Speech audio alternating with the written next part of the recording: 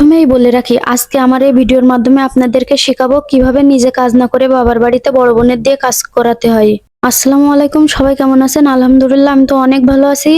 প্রতিবারই ভাবি বাবার বাড়িতে যাওয়ার পরে অনেক অনেক কাজ করব, কিন্তু কেন জানি বাবার বাড়িতে যাওয়ার পরেই আমার এনার্জি সব লস হয়ে যায়।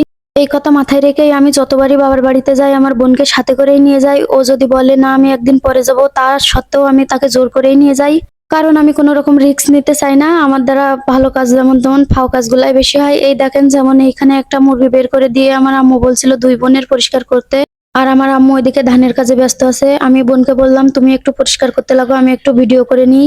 এটা বললে সুন্দর সুন্দর গল্প করতে করতে অবশেষে দেখলাম আমার বোন পুরো মুরগিটাই পরিষ্কার করে দিল। আর এই যে পরিষ্কার পরের কাজটা এখন আমি করছি, এগুলো হচ্ছে আমার ফাও কাজ। দেখেন কি সুন্দর করে ভিডিও করছি। এবার আপনাদেরকে শেখাবো, বোন যদি আপনাদের সাথে আসতে না চায় তাহলে কি বলে আনবেন। বোন যদি আমার সাথে আসতে না চায় তাহলে তো আমি খুব করে বলি, দেখো তোমার ছাড়া আমার একটুও ভালো লাগে না বাবার বাড়িতে, তুমি তো আমার সাথে অবশ্যই যাবা। আপনারাও আপনার বোনদেরকে সাথে করে বাবার বাড়ি আনতে এত সুন্দর সুন্দর কথা বলবেন, দেখবেন কাজ হয়ে যাবে। যেহেতু অনেক সকালে সবাই নাস্তা করেছিল, তাই রান্নার কিছুক্ষণ আগে আবার আমার বোন এখানে একটু সিমাই রান্না করে নিচ্ছে। আমার ভাগ্নির দুইটা পিলাস আমার ছেলের খাওয়ানোর জন্য। আর আজকে কিন্তু মাটির চুলায় রান্না করা হবে, সেটাও আমার বড় বোনই করবে, দেখতে পারবেন। কাঁঠালের আটি দিয়ে আর দেশি মুরগি দিয়ে রান্না হবে। আর এই কয়েকটা দিন কিন্তু অনেক পরিমাণে গরম পড়ছে, তার ভিতরে আরো কষ্টকর কাজ হচ্ছে ধানের কাজ করা, যেগুলো আমার কিংবা আমার বোনের করা লাগছে না, ওগুলো আম্মু আর আব্বুই করে নিচ্ছে, আমাদেরকে একটুও বলছে না ওগুলো করার জন্য। আর সাথে হবে চিচিঙ্গা ভাজি, যেটা আমার একেবারেই পছন্দ না। বাবার বাড়িতে আসার পরে আমি তেমন একটা কাজ করি না, আমার বড় বোনই কিন্তু সব কাজ করে দেয়, যার কারণে আমার বড় বোন আমার সাথে আসলে অনেক আনন্দ লাগে।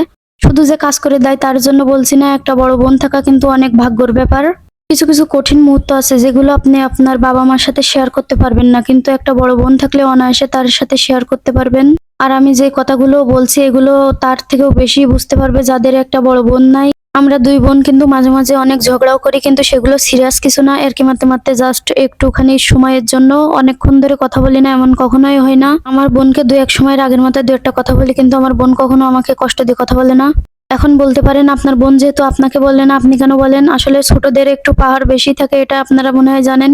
আর যদি না জানেন, বাড়ির ছোট যেগুলো পোলাপান আছে তাদের থেকে জেনে নেবেন, তাদের সবসময় একটু অন্যরকমই কথাবার্তার স্টাইল থাকে।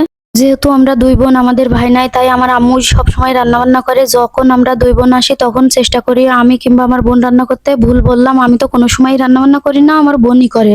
দুইটা বোন বলে মনে হয় আমাদের মাঝে ঝগড়া লাগে না, তবে আমি মনে করি দুইটা জায়গায় তিনটা হলে অনেক ঝগড়া লাগতো, কারণ দুইটা মানুষ কোনো না কোনো ভাবে মিশে থাকতে পারে, তিনটা আসলেই ঝামেলা শুরু হয়। একটু মজা করলাম আর কি। আমার যদি আরো তিনটা বোন থাকতো তাও আমাদের কোনো সমস্যা হতো না, কারণ আমরা যেভাবে হোক মিশে চলার চেষ্টা করতাম। আর এদিকে বাড়ির পিছন সাইডে আসলাম একটু